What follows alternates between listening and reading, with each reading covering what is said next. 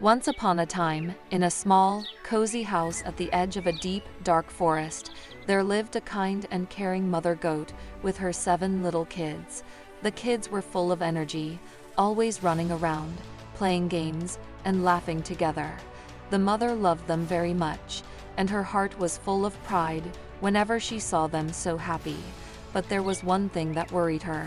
They lived near the forest, where many animals roamed, including the sneaky and dangerous wolf.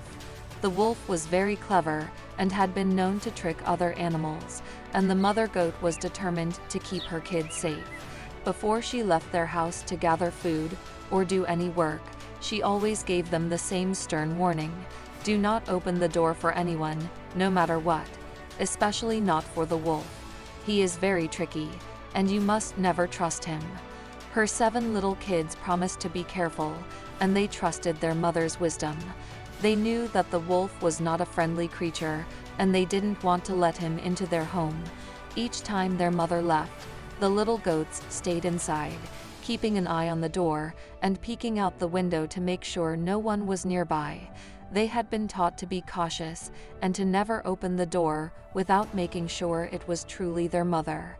They spent their days playing games, but always with a watchful eye, knowing that they must keep their promise to their mother. One bright and sunny day, the mother goat had to go into the forest to gather some fresh food.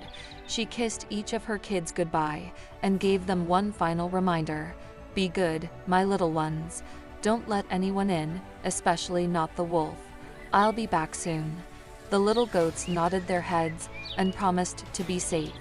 As soon as their mother left, the kids gathered around in the living room to play and sing songs, but they kept an ear out for any sounds outside.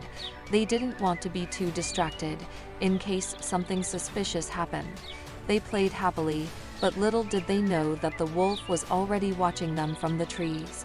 He had been waiting for the mother to leave so that he could try to trick the little goats into opening the door. After a while, the wolf crept closer to the house and stood outside, looking up at the windows. He could hear the little goats laughing and playing inside, unaware of the danger that was lurking nearby. The wolf, who was very hungry, saw this as the perfect opportunity to try and trick the little goats into letting him in. He knocked on the door gently, trying his best to sound friendly and kind. Knock, knock, knock, he called, his voice as sweet as he could make it. The little goats stopped playing and listened carefully. Who's there? Asked the youngest of the kids, her voice filled with curiosity. The wolf, thinking quickly, tried to sound like their mother. It's me, your mother, he said in his deep voice. I've brought you some delicious treats. But the little goats were not so easily fooled. They peered through the window and saw that the paws they could see were too big and too rough to belong to their mother. The youngest goat pointed at the window and said, "That's not our mother. Our mother's paws are not like that." The wolf growled in frustration, realizing that his first trick had failed. He tried to calm down and think of another way to trick the little goats into opening the door. He knew he had to come up with something clever because he was determined to get inside. The little goats, however, were wise and remembered their mother's warning. They knew that the wolf had a sneaky way of trying to trick them, so they didn't open the door. The wolf, now feeling desperate, decided to try something else. He ran off into the woods and quickly found a bakery where he asked the baker for some flour. The baker, who didn't know who the wolf was, gave him some flour without asking any questions. The wolf rubbed the flour all over his paws, making them look soft and white, just like their mother's. He thought that this would be enough to trick the little goats. This time, I'll fool them for sure, the wolf muttered to himself with a sly grin. He hurried back to the house, his paws now looking much softer and cleaner, ready to try again. When he arrived at the door, he knocked softly once more. Knock, knock, knock. He called out, "It's your mother, my little ones. I've brought you some delicious food." The little goats, who were playing inside, could hear the familiar voice, but something still didn't seem right. The voice was deep, and the words sounded a bit too smooth, like the wolf was trying to be too sweet. They went to the window and peered outside, looking for clues. This time, they could see the white paws, and they almost believed it was their mother. But then the clever oldest kid remembered the warning. "Wait," she said. "Our mother's paws are not white like that. They are darker and not so soft." The little goats were wise enough to know that the wolf was still trying to trick them. They refused to open the door, even though the wolf continued to beg and plead. He tried his best to sound sweet and weak, but the little goats were not fooled. "Go away, Mr. Wolf," they called from inside. "We know your tricks."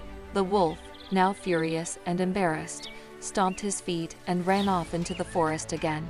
He was determined not to give up and swore that he would find another way to get inside the house. He could hear the little goats laughing and celebrating, knowing they had outsmarted him once again. The next day, the wolf came up with a new plan. He returned to the forest and found a thick woolen coat. He wrapped it around himself, covering his body, and decided to disguise himself as an old sheep. With a frail voice, he limped towards the house, pretending to be weak and in need of help. "Please help me," he begged, pretending to be too tired to walk. "I'm just an old, tired sheep. Can you let me in?" The little goats, who were used to the wolf's tricks by now, peeked through the window once more. They saw the woolen coat and the frail wolf limping on his feet. The youngest goat was the first to notice something was wrong. "That's not our mother. That's the wolf in disguise," she cried out. The wolf, hearing this, suddenly realized that the little goats had figured him out once again. He growled and stomped his feet, furious that his clever disguise had failed. "I'll get you next time," he yelled angrily, but the little goats just laughed and closed the window. They had learned that no matter how clever the wolf tried to be, they could always outsmart him. They were so proud of themselves for being so wise and brave.